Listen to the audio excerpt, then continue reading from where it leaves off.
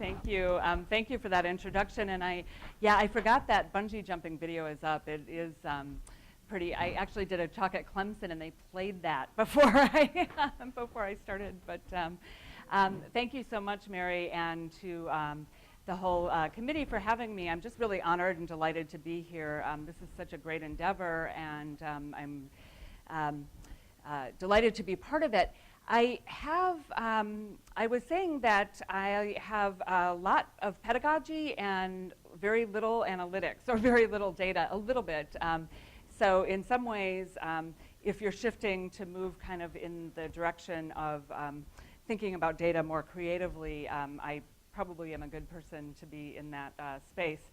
I also just want to say that I've kind of moved this talk such that I do so much with video for my research and scholarship and my teaching, and often they blend. And so I can move things around, and I'm happy to be very interactive, and so just feel free to shout out at any point.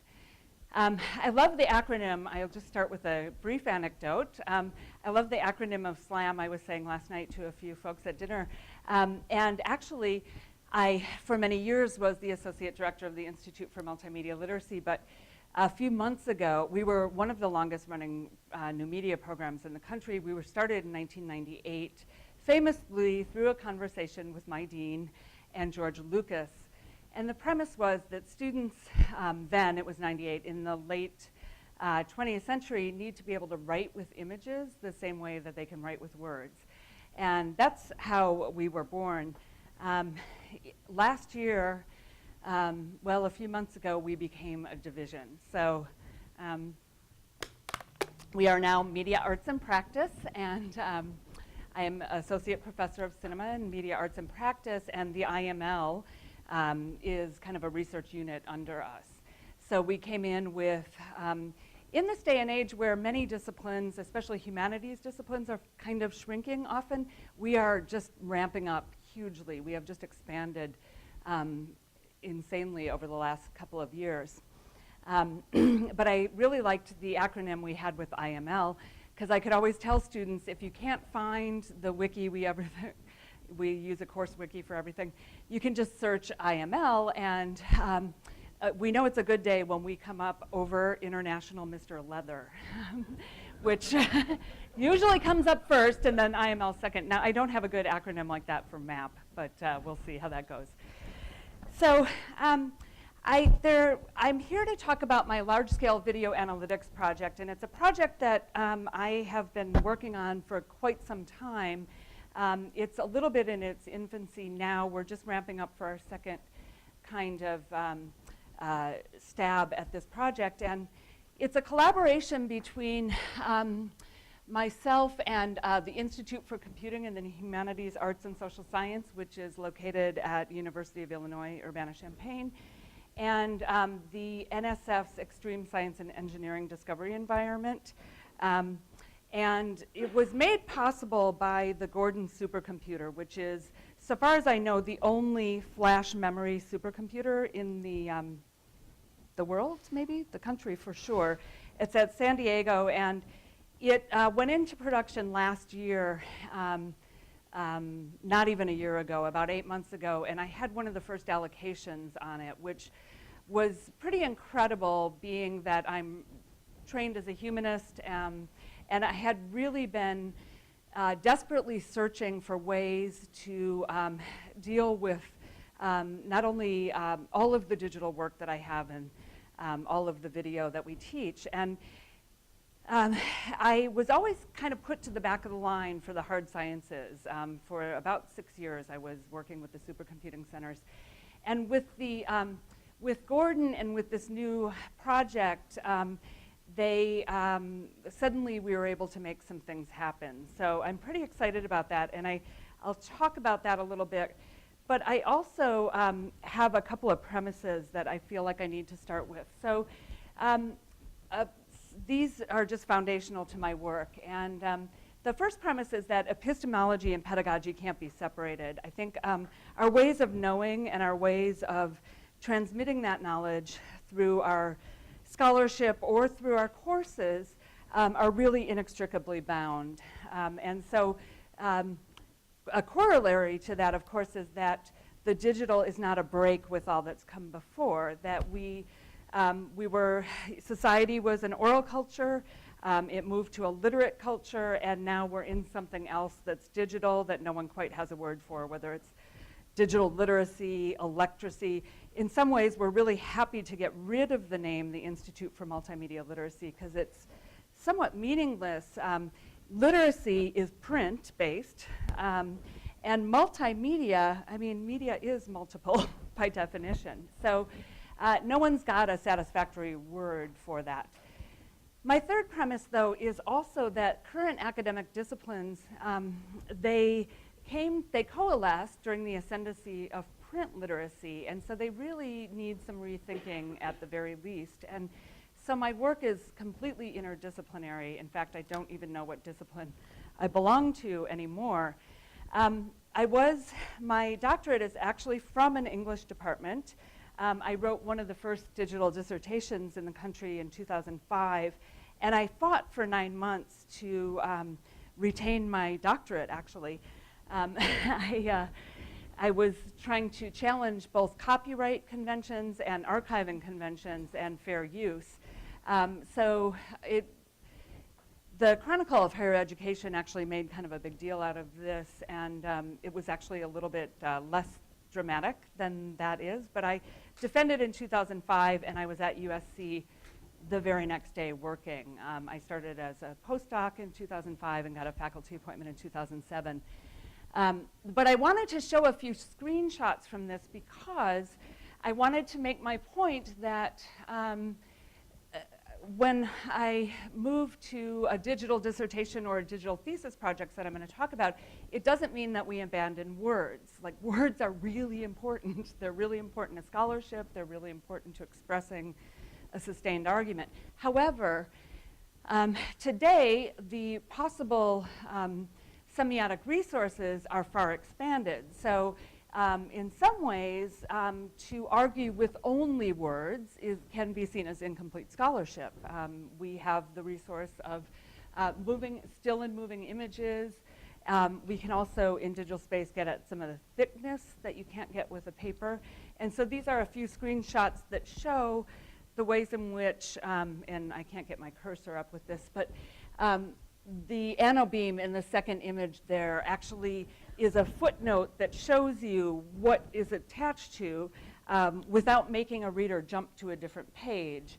That, and the platform I used is it's not an online platform, but I'm converting this now into an online space. This video is a pop-up that you can have the video right within your page and then have it go back down. So I just wanted to make the point that that is kind of where I'm coming from. One of the other kind of basic premise of this project and of all of the work that I do is that video is becoming ubiquitous. We have 115 years of cinema, much of which has been digitized. But we also have broadcast news, we have YouTube, we have TED Talks have become a genre unto themselves. Vimeo, Blip TV, there's a million video hosting sites. We have academic video. I mean, you videotape these. There's one department at USC that videotapes 80 hours of footage a day. There's more footage that is uploaded to YouTube in something like a single hour than one can ever view in a lifetime. And so really, and then incidental video, surveillance footage. Brewster, I was saying this last night, Brewster Kahle, who's one of the founders of the Internet Archive, is using all of his research time these last 2 years have been looking at surveillance video from the Occupy movements and figuring out what he can figure from there. So video is really the big data issue of our time. And I think that's why I was finally able to get some policy changes with the supercomputing centers and get some attention to this project. Video files, as we know, are big fat files. They're really, really tough to network. You know, if you think about In 2005, when I was doing my research in 2003 and 4, and trying to rip video, trying to do all this by hand, YouTube didn't even exist at that time. And my argument was really that, that digital technologies would wind up being as amenable to images as they are to words. Not only is video, I believe, one of the big data issues of our time, digital technologies endow filmic media with book-like qualities. So the argument against working with video has, or one of the main arguments, a kind of seminal text in media studies is Jerry Mander's 4 Arguments for the Elimination of Television, which was, I think he published it in about 1978. And Mander was a former advertising executive and turned to realized the ways in which television was inherently manipulative and was impacting us in ways that we didn't understand and was dangerous. One of the arguments has to do with its ephemerality. You know, at the time, of course, television kind of washed over us. We didn't really have any way to stop it and start it and sustain, you know, analyze it in any kind of sustained fashion. And true, that was absolutely very true. Today, however, you know, the digital technologies have really made video media, have made filmic media similar to a book. They possess the kind of infinite patience that a book has, so it says the same thing every time you go to it. So that, again, is another kind of founding part of my work. So these, just to show how kind of inextricably tied these things are together, these are 4 of the last publications that I've done, and they're all heavily video-based, and they're all peer-reviewed, and they're all in a digital journal. So I'm going to show a couple of them, but I just wanted to kind of give a sense of this range. And in particular, I'm going to show a little bit from this Speaking with Students, Profiles in Digital Pedagogy, and kind of explain that rationale before I kind of, well, I think I'll jump to the large-scale video analytics first. Up on the upper left is the first instance of a publication in a platform called Scalar, which is a multimedia authoring platform that is been produced by the Alliance for Networking Visual Culture, and it sort of grew out of a USC International Digital Journal. And they are, this piece was done for, it was published in the International Journal of Learning and Media, which is an MIT imprint. So MIT Press has been embracing some more of the digital scholarship, and the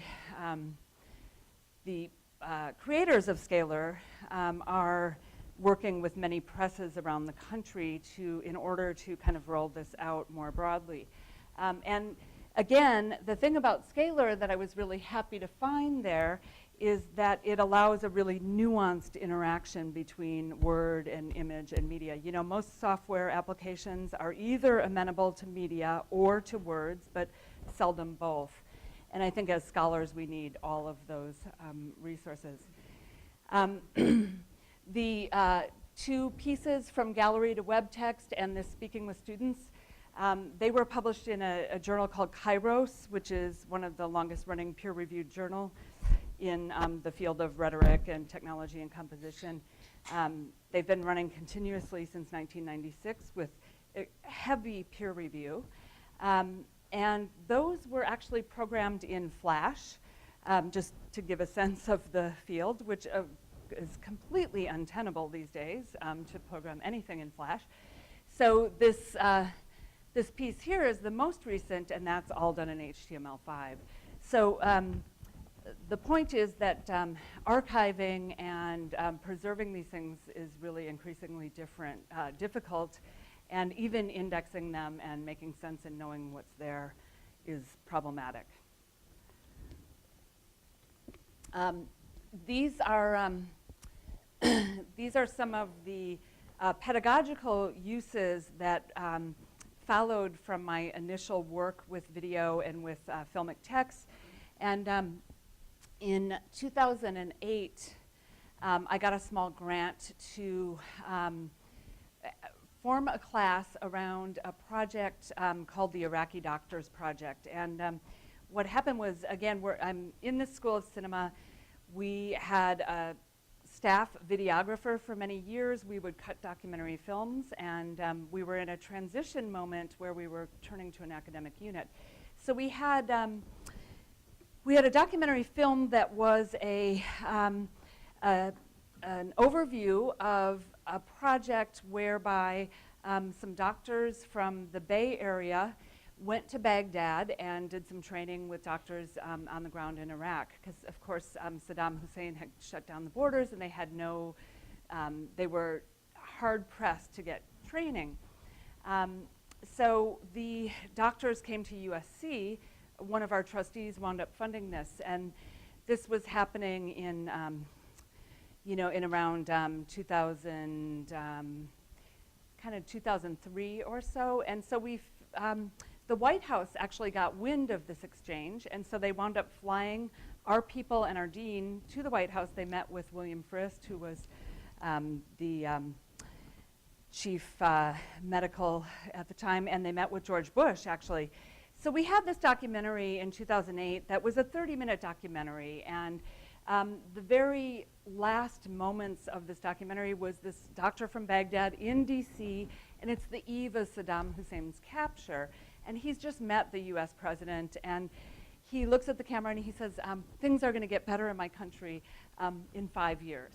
So that was 2003. It was 2008, and things were decidedly not better in Iraq. And we had this documentary and no way to sort of finish it. So I built a class around it. So I set about indexing the footage. I gave students access. We had this 30 minutes of the documentary, and we had 30 hours of B-roll, extra footage that we had shot. So each student went and looked at, viewed the documentary, found an area that was compelling to them, did extensive research, and then created a digital argument in response. And that became a website that still persists, where the student work is up with the original documentary. It was such a kind of life-changing moment. It was such a compelling moment. I wound up going all over the country and presenting about this and presenting it at MIT. It has since become a regular part of our curriculum. So we now have a regular class, and the second year we paired with Robert Greenwald's Brave New Films on the Rethink Afghanistan project. They gave us 100 hours of footage from this Rethink Afghanistan, and students did similar work. From there, we moved to the Shoah Visual History Archive. Are you familiar with the Shoah Foundation Visual History Archive? 52,000 survivor testimonies. So I'm going to show a little bit of a piece that was based on that work that is really, I would say, very much scholarly in nature. The Shoah Visual History Archive is an important kind of touchstone for this work. Steven Spielberg funded and started the archive after Schindler's List, and it took, keep in mind, these 52,000 videos are survivor testimonies, so they're mainly talking heads. But they were really difficult to index and archive in any sort of automated way, because often the survivors were speaking in, a language that was their second language. It was trauma. There were all these things. It was also many years ago, before we had a lot of technologies. So the Shoah Foundation people actually had indexers that viewed every single hour of this footage and tagged it with concepts, which again, you had to view it, because maybe a concept of hunger would come up. You would never get that word hunger, but the survivor would say, there's not enough food in the camps, or something like that. So they actually had to, it took, I don't know, 7 or 8 years, and just all kinds of money to do this. And the people that were indexing these, they had to send them to get kind of depression counseling every so often because, again, this is just, these things really impact us on a level that we have only begun to explore, no matter how critically we think we're engaging with this sort of work. So again, I would add all of the, we are surrounded by screens and we just have no idea the sort of subtle ways in which they either reinforce stereotypes or kind of show us our personhood is something well worth pursuing, and it's the big part of my work. So that brings us back to the large-scale video analytics project.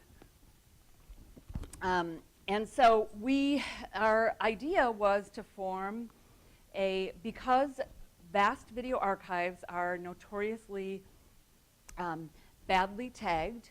I know I'm a huge offender when I put things up. I mean, metadata is not what's on my mind usually. And tagging structures are really difficult to pin down with any certainty. There was a Steve Museum project about 8 years ago, and several museums gave access to images, to paintings and art, to a broad constituency of people for like this crowdsourcing kind of tagging. They found the variation between the expert tagging and regular tagging to be wildly divergent. It was something like 90% difference. There's just no, we have very little agreement on what a concept or what a tag ought to be.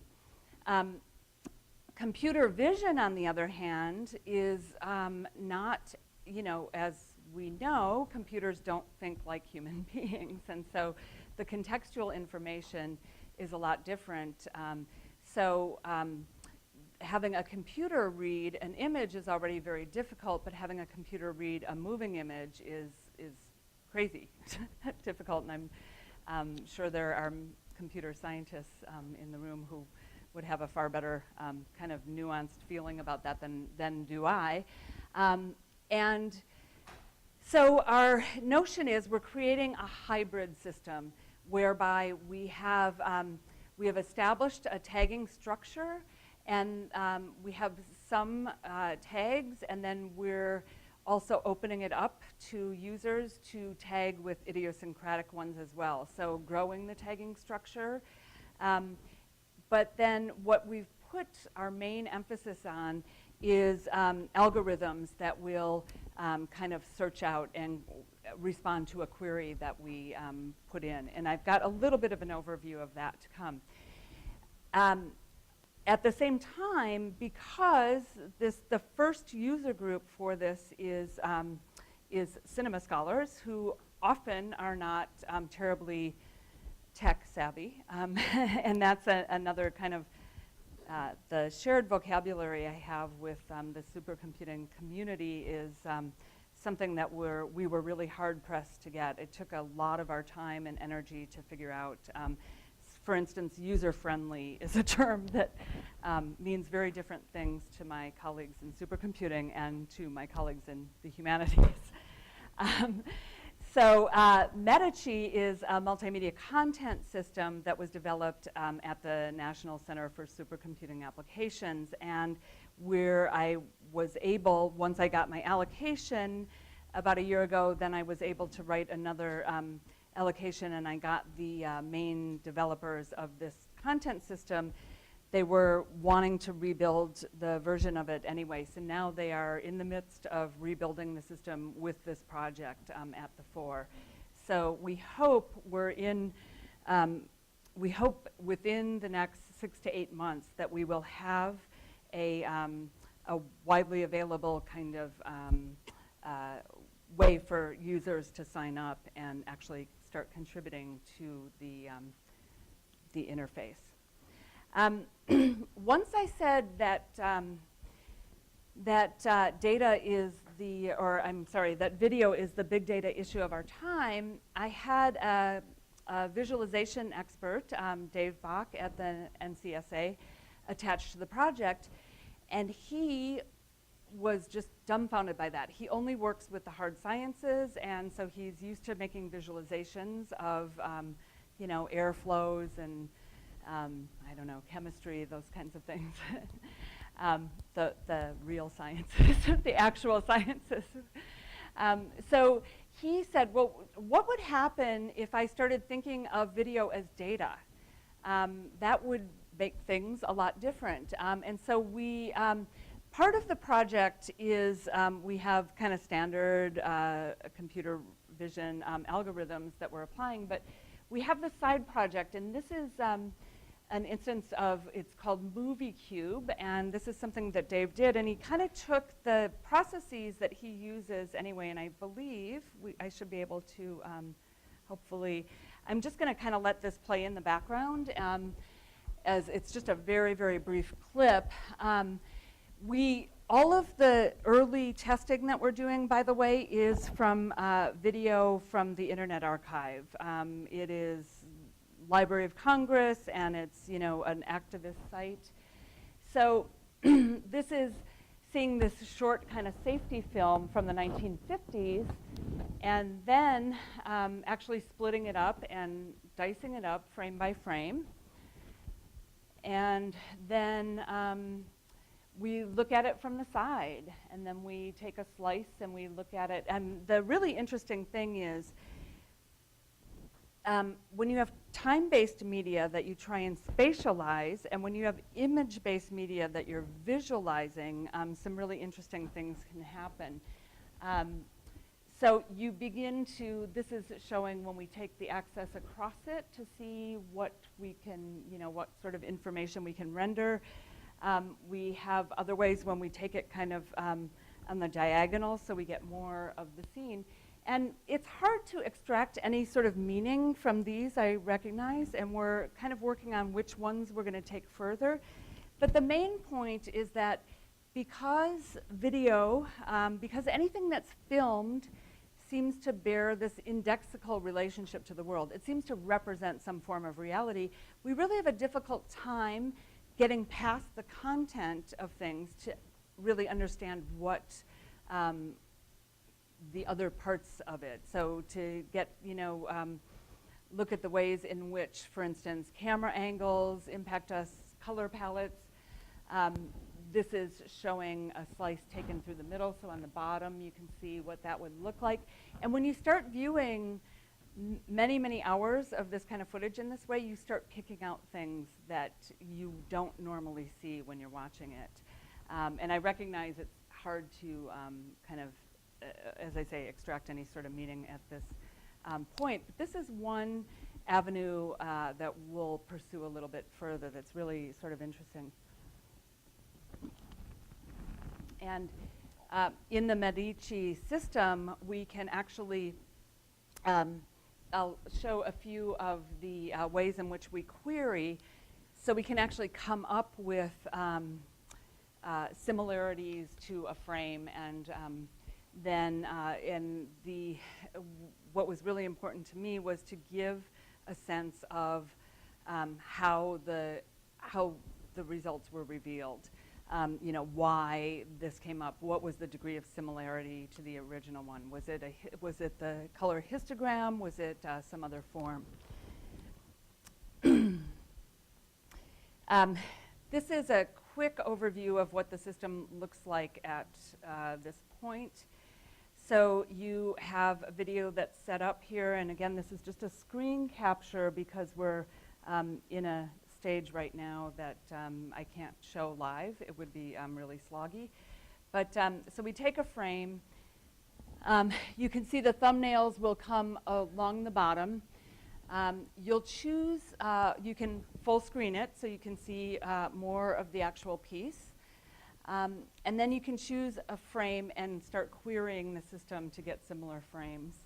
And I'll actually wait for this to play through for just a moment. So now I get all of these similarities. If I click on it, then it will give me the distance from the original, and it's interesting to see kind of some of the surprising results. Well, what would the purpose of this be? It seems a little crazy. These things are different. Okay, it's both talking heads.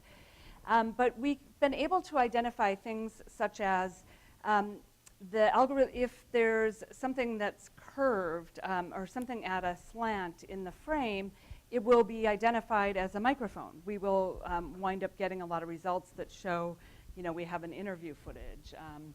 If I'm trying to think of another example, we have one of our colleagues is really interested in this archive about the impact of cell phone usage on films and popular media. And so, again, that's been a really great problem to have, is to try and identify, try and computer read instances of cell phone use in films.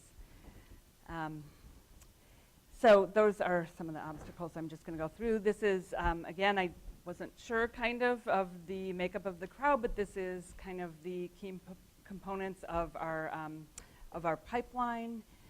But now I'm going to actually take a huge turn here and turn to pedagogy and why video has anything to do with pedagogy. And I'm going to come at it from a little bit different angle. This book was just released, James Lang. It's called Cheating Lessons, Learning from Academic Dishonesty. And anyone heard of this book? Yes, okay. So I think that it's a really interesting read in that Lang approaches actually what constitutes good learning based on what would constitute a situation in which students are reluctant to cheat. And they tend to be mastery-based rather than performance-based, you know, high-stakes exams, that one performance when that sets your grade. Rather, he speaks about mastery-based. Why don't we let students retake an exam until they learn something, until they actually get it right? It has intrinsic motivation, so students are motivated by some question or some interesting kind of relationship that they have to the material, and they're less motivated by something extrinsic that seems not to have much of a relationship to the actual content. There's many assessment opportunities. They have many opportunities to show what they've learned, and again, not surprisingly, not just a single multiple choice kind of exam. And they have a belief in success, that they are, or a high belief that they can succeed, that this isn't a problem that can't be done. So that being the case, I return to the kind of work that I use video for with regard to students. So I'm going to add two other reasons for my use of video with regard to students, and that is the self-explanation effect, which has been documented, that when someone explains something to someone else, the person doing the explaining actually reaps the benefit, that, you know, by articulating an issue or a concept, you actually learn better. Again, huge implications for peer tutoring. This means that, you know, the person that is actually doing the tutoring is the one who benefits. I think if students knew that, they would be far more, you know, engaged with it. But then also, I take my definition of kind of media literacy from, I base it on the New London group and their kind of watershed 1998 manifesto, A Pedagogy of Multiliteracies, Designing Social Futures, which is, this is sort of my cobbled together definition, which is competent control of the available semiotic resources. So I feel that when I assign video work, it's not only helping students to become critical consumers of the screens that surround us, because I think that there are certain rhetorical choices that are made in the production of image-based media that you cannot see until you have to do them yourselves.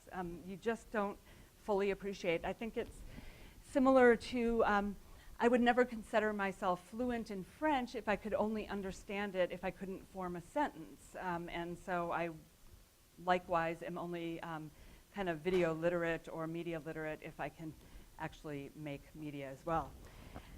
So that brings me to this piece that I published, and again, this has just been the ways that I've been able to manage my own academic career. Not only am I very interested in pedagogy, but I make pedagogy my research and my scholarship, which helps in promotion. So this is a web text that I published a couple of years ago in, again, this journal, Kairos. And you can see, I just want to call attention to a couple things about it, and then we're going to look at just a couple of the student discussions. So this honors program, I direct a program called Honors in Multimedia Scholarship. It was deployed in 2004, and so the first group of students graduated in 2008. So that in 2007 is when I took over directing the program, and students come from every single discipline across the campus, and they take classes with us. In addition, over their 4 years, they take a class, foundations of languages of new media, some foundational courses. They complete their major, and then in their senior year, they come back and they do a digital thesis, a multimedia thesis. It's, they do it in the context of a class over their senior year, full 4 units, our classes are 4 units. And they have, their digital thesis is founded in their major. And they have an advisor that is one of our faculty, and then they have an advisor in their disciplinary field. So it's amazing and kind of scary, the range of projects that you get. And this is, and it's also presents a complete obstacle and challenge in archiving these projects in any sort of systematic way. The students, again, these profiles are, the students with the green behind them were the very first cohort, and the students, there's 2 there with kind of this gray draped, and they were from the second year. And this is a range of different projects, everything from a student who created a Flash-based interface that was in, that showed the role of programmed cell death in toxin-antitoxin pairs, and had the literature of it and chromosomes. Everything from that to a student who did a full-on theater production that was multimedia, where she made the multimedia assets, she wrote the script, she got a grant to run the theater, had the actors rehearse with the media elements, so it wasn't that the media was just laid over as bells and whistles, but it was an integral part of the performance. Everything from that to a student who did reprogrammed the Tempest in Second Life. So there are a range of projects. So first of all, assessment. How do you assess that? I mean, how do we keep those? We think we have that down a little bit. But second of all, how do you archive it? And so the solution for us has been to create these 5-minute overview videos where students actually articulate the ways in which their project met the thesis parameters. We intersperse those with screenshots of the actual project, and then we put these out here so that other people could make use of them. They perform a testimonial function as well. So I just want to show, I have to get to the site to show just a tiny bit of this. Here's the Kairos banner. It's in Kairos, and if you look at the introduction here, it kind of lists a little bit of the history of our program, what the reasons are for archiving in this way, and that kind of thing. And if you'll notice too, you can see a shadow behind that, you see a ghost of the things that are behind when you're here. And that's done very intentionally. We actually had to put in, the editors forced us to put a note in about why that was there, and it was to kind of indicate the depth that we felt is present that we certainly couldn't get if we just did it in one place. So the other thing, just to call your attention to, is this click here that is, we didn't want the big click me sort of thing, but how do you kind of finesse and rhetorically make the reader know that you can go there? And so that's how we handled that. And here you see our thesis parameters. Oddly enough, this web text was remediated into a book. It was actually reproduced in a book. It was chosen one of the best articles of the independent journals in 2010. So these thesis parameters are talked about a lot in our program. And if you click on these little things, I'm going to just stop that for a minute. These are little 20-second clips where the student speaks to that parameter. Now, the student didn't design that. I went through and decided where they had answered to that kind of parameter and put it there to sort of animate what our parameters are. So that is there, which is often not seen. But I think I want to show just a few minutes of this piece that. When I think of the IML, one of the key words that jumps out is perspective. Me in the honors program, there's going to be a perspective on academia, scholars and work. I'm a science student, so it's always been interesting to other people why I chose to do something on science and religion. In my opinion, science and religion are very much intertwined in a way that people don't expect them to be. The project is to be or not to be, concepts of duality in science and religion, the concept of duality and how inherent that is in the way that humans perceive the world. Babies know the difference between day and night, the difference between A and not A, and how we project that duality onto our religion and we project it onto the scientific study that we do as students and as professionals. I've chosen 5 different areas of religion and 5 different scientific principles or scientific areas. And so there's 5 pairings, and I go through what are the dualities and the essences behind them, the fundamental differences and the fundamental similarities between them. So for example, one of the scientific topics that we chose was supersymmetry. That is an area of quantum physics, high-level particle physics. Each of the highlighted words is a button that goes a little bit more in-depth on those topics. This is very much the implicit definition of supersymmetry. The most basic idea behind supersymmetry is that there is a one-to-one relationship between the boson class and the fermion class of particles. The theory states that each fermion would have one specified bosonic partner, and similarly, each boson would have one specified fermionic partner. What is a boson? What is a fermion? Things that people don't know. But in order to understand what I'm saying about the duality, it's important to understand the fundamental concepts that are going on here. There are fundamental particles in the universe that are paired together. The partner to the supersymmetry duality, as I had seen it when I did my research, was the duality that's implicit in Hinduism as a religion. There's a duality between matter and spirit.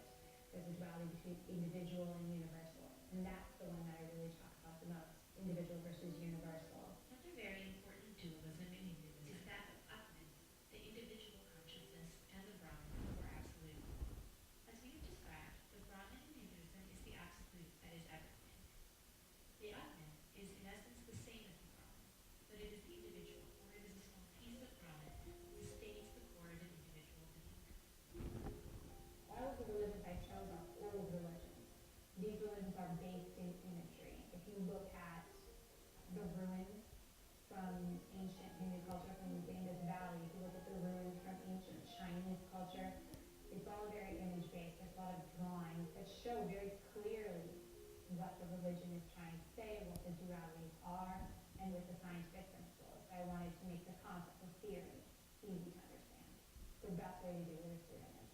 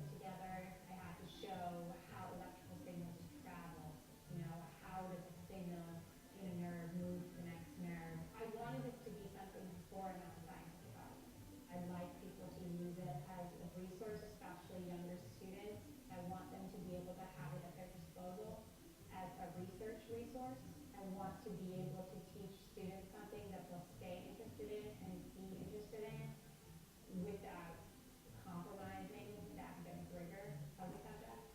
I just had to hear her say it, without compromising the academic rigor. So there are certainly several more of these in different fields. I wanted to just kind of show an overview, but these are wildly divergent in kind of their impact, or their home discipline, but I think all kind of answer to those thesis parameters, as I said. I apologize for this being quick. I just have so much to say. I don't want it to go. This is the actual rubric that we use, and it has to do with things like the conceptual core, the research component, the relationship of form to content, and then the creative realization, because if students actually could do this on paper, then they should do this on paper. It should actually represent things. And these rubrics have been, I'm always looking to kind of update them or make them kind of improve them. The language is really, really controlled, and I'm desperately looking for colleagues to help me think through those a little bit better. I wanted to just suggest one other item is that do you see, this is a Saturday where we had a mix of graduate students and undergraduates invited to come and work on their projects in the lab. And you notice anything about this picture? Anyone?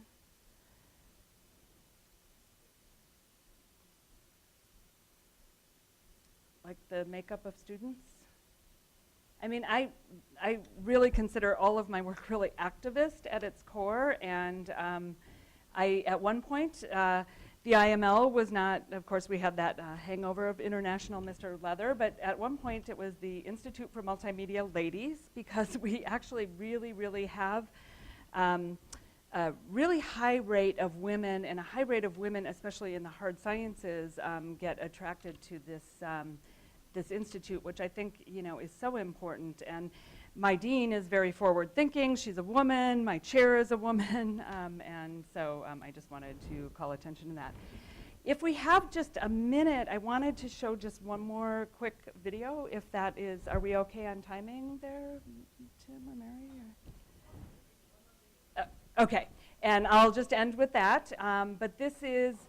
Again, another thing that is sort of near and dear to my heart, and it's 5.5 minutes. So this is an example of the kind of digital argument that students construct in response to these archival pieces. So this is one done for the Shoah Foundation Visual History Archive that I think is really, it's incredible to me still, so.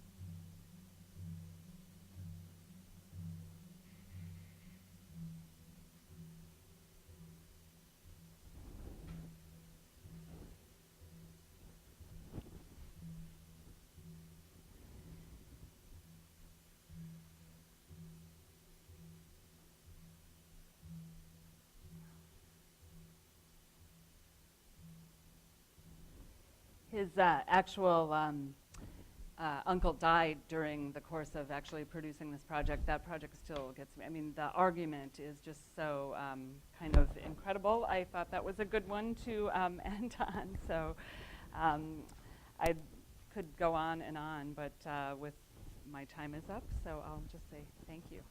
And questions, please.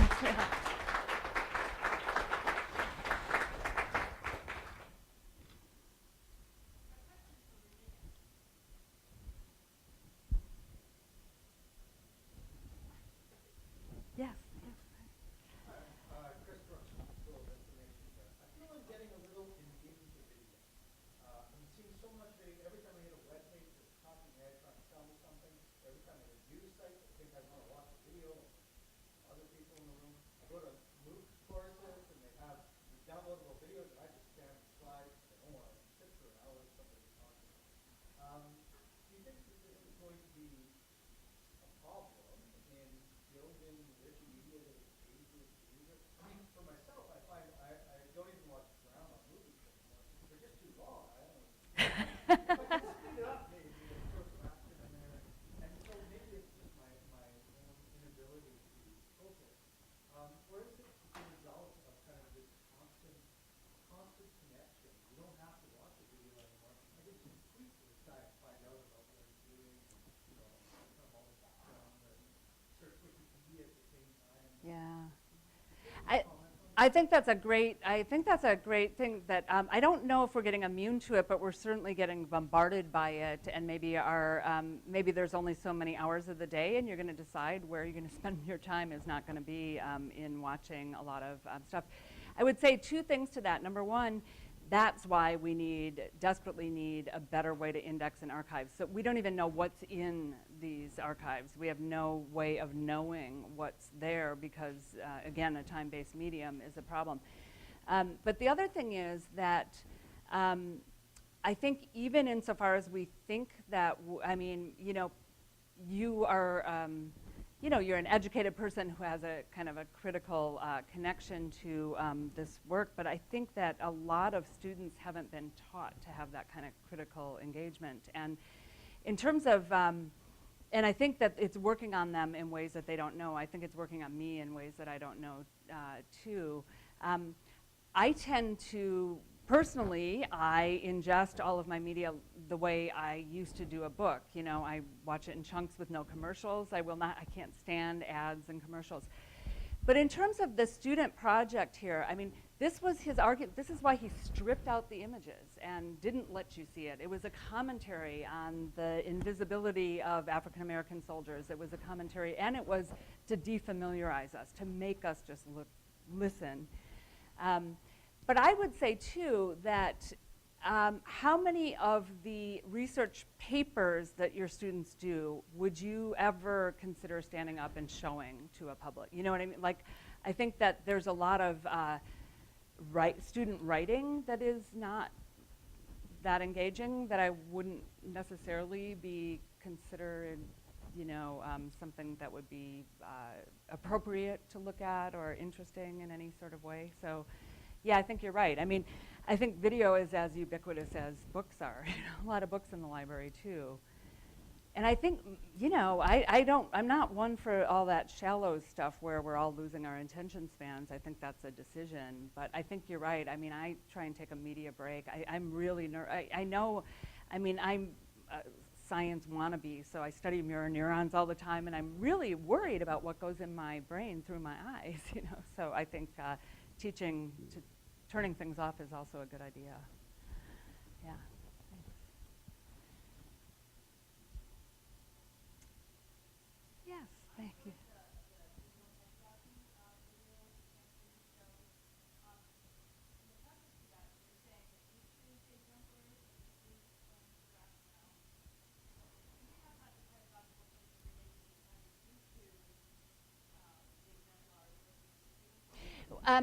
I'm sorry, what the exemplar for? Oh, I see. Okay. For that particular publication, there's actually in the credits that we talk about how we've interspersed those screenshots. And it was really just a symptom of, we were doing it initially as an assessment measure. That was the first group, and we had to answer to the university, and how do these projects hold their rigor? So I have hard copies of all the work as well. But in cutting those videos for publication, it would be, I guess, just we film our exit interviews with the students, and have them give us screen captures of their projects too. So in those particular cases, they were somewhat involved in the production of them, but most of it was done after they were graduated, because these are seniors leaving. So the last thing they do in May is this exit interview. So you're right, it's dicey. And I had to really, we have the team that was putting them together, it became this publicity for the IML, and I really had to get them to tone that down. I was highly critical of, and very much involved in how we cut those, to get rid of some of that kind of PR stuff. So now we just don't have those resources. So this year, I have the seniors, we're documenting each other. So they'll be completely in control of this documentation. So yeah, that is a dicey matter. And you can tell they're always telling us what we want to hear too. You know, these are really good students, and they get really close to us. And I talked to all of them. I'm going to see one of the first ones next week. She's going to be in town. She just finished a doctorate in visual neuroscience, and so they tend to hang around a lot. Like, we don't let go of our alumni at all. So, but point taken. Oh gosh.